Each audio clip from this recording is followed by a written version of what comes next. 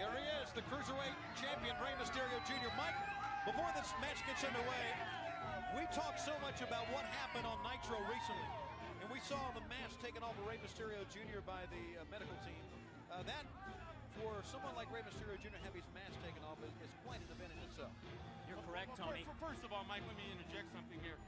When they took that mask off, the doctor came over and he gave his analysis of what he thought the situation was. And he said the man was terminally ugly. Okay, I tell you, we have to step out here, ladies and gentlemen. For our fans on TBS, we're going to step out. The only way you can see the remainder of this is on pay-per-view. TBS, good night. Woo!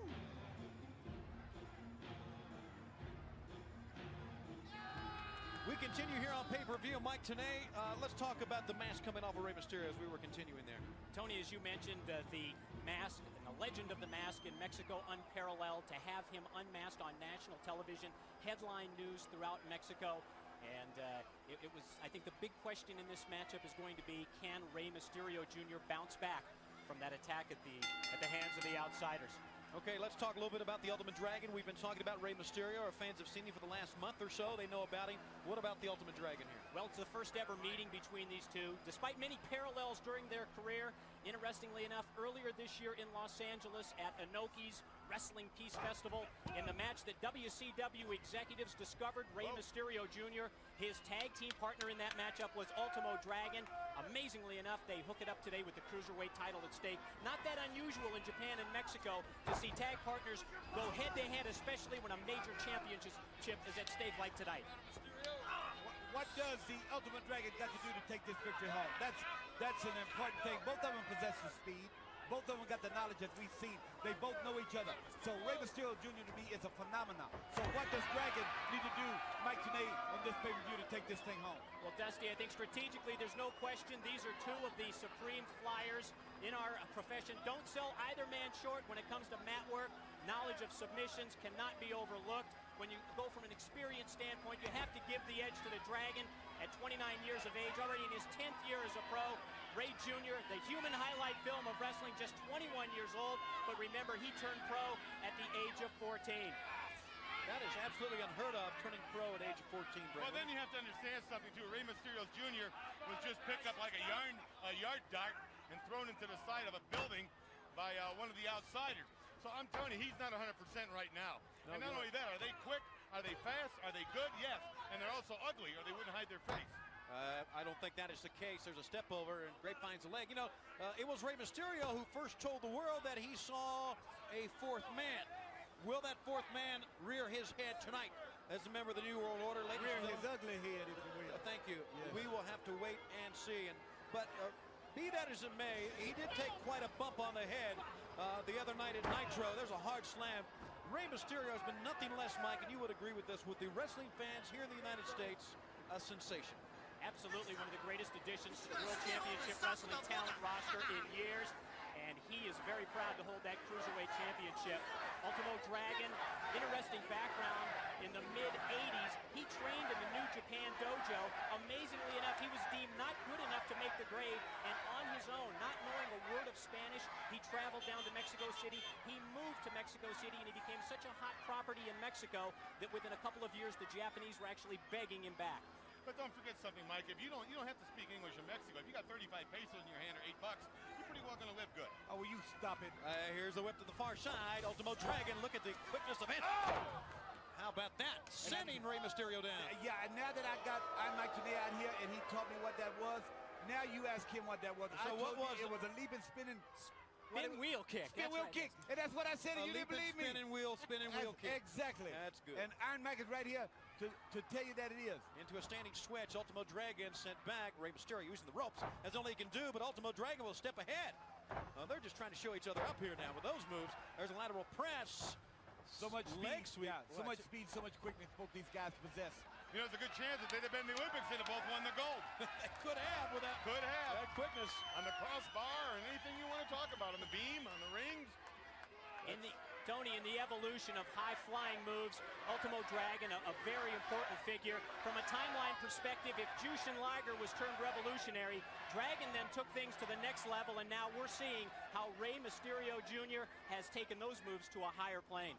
Yeah, like Tony said, you know, I'm like everybody, you know, these two young men trying to outdo each other and all the moves they have. You see them kicks? Really? Oh! Taking it to him right there. But I believe we talked about it before. I'm talking about they can make a mistake and come back, Iron Mike. We've seen that. Some guys can't. But the big mistake will cost the guy. Oh! And I think a big mistake here will cost the guy the win. You said Misterio. How about I'm talking about big, you know. That not mistake, little. you're right, the momentum change in the mistake on a high-risk move will probably decide this matchup. And it decides many of the matches in the Cruiserweight division because of the quickness. Because of not only that, because of the endurance of the wrestlers in the Cruiserweight division. You know, you talk about conditioning, how everybody trains, how they watch films, how they work out hard. They all do that. They all do that in this Cruiser division. They all do that in WCW. But these men are so quick, so fast, the only way you can really determine a match is going to be luck. Up on top. Oh! Running powerbomb. Oh, my, that was on target. We could have a Cruiserweight champion if he'd bothered to cover the guy. Wasting too much time. What about this, Mike? amigo? Had him with that running power bomb. I cannot believe he didn't go for the cover, Tony. Very arrogant move on the part of Dragon. Sets him up now for a variation of the figure four. If he rocks back and caps the leg, and he does. He did it, and the Ultimate Dragon, as Nick Patrick is checking in, may be on the verge of being the new Cruiserweight champion. He's got it hooked in real good, and I have felt this hole right here. I know for a fact that Rey Mysterio Jr. understands how to get out of this thing. Whether he can or not, we will really take a hard, cold look. Needs to turn it over, Iron Mike. Needs to get him out of the way and regroup himself, Bobby Brain. And don't forget something, Dusty Rhodes. You've used this hold before. Yes, I have. You've won a lot of matches with this hold. Yes, but not on Rey Mysterio Jr. Well, that's true. We know that. See, that's what I was saying, Iron Mike. Momentum is so important in professional wrestling, and Dragon has to be categorized as a wrestler on a roll. Just last week in Japan, he made it all the way to the finals of the J Crown. That's a tournament with 8 different junior heavyweight champions from around the world, and he defeated, listen to this, Jushin Thunder Liger incredibly in 2.5 minutes, and he turned around the night after that and beat our first Cruiserweight champion, Shinjiro Otani, as well. 2.5 minutes. I think while on the subject of Jushin Liger, our best wishes go out to him. Tuesday of this week, Liger was diagnosed with a brain tumor. We wish him a speedy recovery and a quick return to the ring. Yes, sir, we sure do. What a great athlete, and our hearts are out with him at WCW where the big boys play. American fans. Now, you see this guy here? That's the snake in the rice paddy. That's not a snake in the grass like Jimmy Hart. We're talking about a snake in the rice paddy right Look here. at this. Look at this. Almost a variation of Luger's torture rack. It's like a coat hanger. Almost like a crucifix-type maneuver.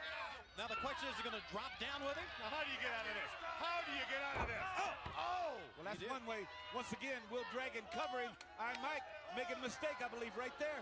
I'm really amazed that Dragon is not going for the cover. This is easily the most high-profile U.S. match in Dragon's career and his first appearance ever on a pay-per-view. Certainly a milestone for this youngster. Well, that's what he's doing. He realizes there's millions and millions of people watching the pay-per-view, watching WCW all over the world, and he wants to show off his wares. But he might waste too much time, and it might backfire on him. Had him up in that upside-down surfboard, that Rito Romero special, as the hold is called in Mexico. Yes. And you know what's called before that? The Cesar Romero special. No, it was not. It was not. You were wrong. It was not Cesar Romero. Yes, he had big high shoes. He used to dance. Okay, I'll have to referee this one all night. I How can about the see. Desi Arnaz? Into the ropes. A handspring in, and then Rey Mysterio so agile. Up on top. Kick into the back of the head. What a move. Great springboard drop kick by Ray Jr. sends Dragon to the floor. Baseball slide all the way down to the dirt. And the Ultimate Dragon is out. He just dropped kicked him with Sturgis to Rapid City. Look at this. Oh, how about that?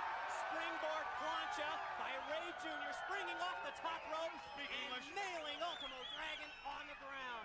Would you listen to him? That is Speedboard Quanta. Yes. that is not your typical springboard to the floor. I mean, the ring is up on a pedestal here. We've said that before. That was a long way to go, and I'm not so sure the Dragon can continue here. I tell you what, it was lucky for me that both men could be able to get up from that situation. And that is one of them things that come along, guys, that when it happens and you do make a mistake, you do miss, then you might miss for good. I'm talking about going ahead and getting your lights put out and the other guy getting the win. And I think the most dangerous thing here today is the ring is elevated here because of Sturgis, because of our television.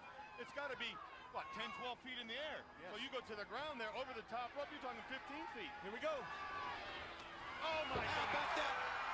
Oh,